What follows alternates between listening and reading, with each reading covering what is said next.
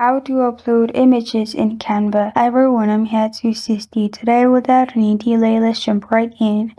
First, open Canva on your device. Here, on the left side, click on Uploads.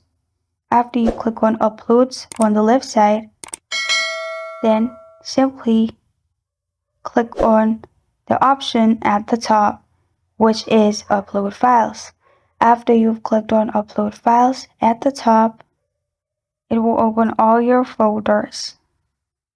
From your folders, choose the picture you want to upload, then press on Open. After you've done that, it will be uploaded in the Canva. After it's uploaded in Canva, you'll find it on the left side. There, simply click on your picture, and then it will be added to your page. Then you can resize it and drag it wherever you want your picture to be. This is how to upload images in Canva. Thank you for joining me today. If this video helps you out, please leave a like and subscribe for more. Got a question or want to suggest a topic? Comment below. Thank you for watching.